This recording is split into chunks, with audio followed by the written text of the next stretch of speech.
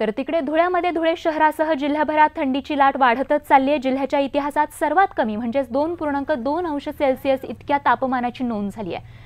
तर इतकं कमी तापमान या ठिकाणी सध्या अनुभवायला मिळते। थंडीच्या या कहरामुळे सामान्य जनजीवन पुरतं विस्कळीत झालंय। तर जिल्ह्यात गेल्या 3 दिवसांपासून थंडीचं प्रमाण वाढत चाललंय। 2.2 अंश सेल्सिअस तापमानाची नोंद धुळे कृषी महाविद्यालयात करण्यात आली आहे। याआधी 1991 मध्ये जिल्ह्यात 2.3 अंश तापमानाची नोंद झाली होती। तर संध्याकाळी 5 पासून थंडीचा जोर वाढत असून सकाळी 8 पर्यंत या ठिकाणी रस्ते अगदी निर्मनुष्य होत असल्याचं चित्र बघायला मिळतंय। तर गेल्या 3 दिवसांपासून गार वारंही वाहतंय। जागोजागी शेकोटे आणि चहाच्या ठेल्यावर गरमागरम चहाचा आस्वाद घेणारे नागरिक ठिकठिकाणी बघायला मिळतात।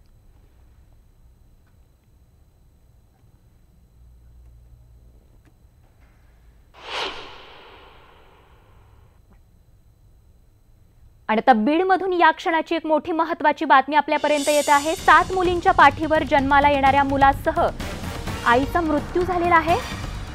तर मुलगाच हवा ही मानसिकता कधी जाणार असा गंभीर प्रश्न खरं तर सतावतो। बीडमधली धक्कादायक घटना आपण पाहतोय। सुरेश जाधव आमचे प्रतिनिधी आपल्याला अधिक माहिती देत आहेत। सुरेश, नेमकं काय प्रकरण? माजलगाव शहरामध्ये राहणाऱ्या मीरा यांना शुक्रवारी संध्याकाळी हॉस्पिटलमध्ये दाखल केलं होतं आणि त्यांची ती डिलिव्हरीची वेळ होती, 8वी वेळ होती। त्याच्या अगोदर 2 वेळेस त्यांचं अबॉर्शन सुद्धा झालेलं होतं। मात्र घरच्यांचा तगादा होता की मुलगा पाहिजे, मुलगा पाहिजे। 7 मुली आहेत मीरांना आणि 7 मुलीच्या नंतर त्यांचं हे 8वं बाळंतपण होतं आणि 8व्या बाळंतपणामध्ये आल्यानंतर हॉस्पिटलमध्ये दाखल केलं आणि दाखल केल्यानंतर ज्यावेळेस रक्तस्राव सुरू झाला, त्या रक्तस्रावामुळे अतिरक्तस्राव झाला। डॉक्टरांनी शर्तीचे प्रयत्न केले, 30 तास उपचार सुरू होता, मात्र तो उपचार यशस्वी झाला नाही। त्याच्यामुळे आणि उपचारादरम्यान मातेचा आणि बाळाचाही मृत्यू झाला। मात्र स्वाती, याच्यामध्ये धक्कादायक ही गोष्ट आहे की एकीकडे खूप मोठी बेटी बचाओ बेटी पढाओची जनजागृती केली जाते आणि महिला बाल कल्याण मंत्र्याच्या जिल्ह्यातला हा जर प्रकार घडत असेल की 7 मुलीच्या पाठीवरती मुलगाच हवा, हा जो काही अट्टहास आहे हा कुठेतरी इथल्या समाजाची मानसिकता दाखवतो। एकीकडे या जिल्ह्यामध्ये मोठ्या प्रमाणामध्ये स्त्री भ्रूण हत्या झालेल्या होत्या।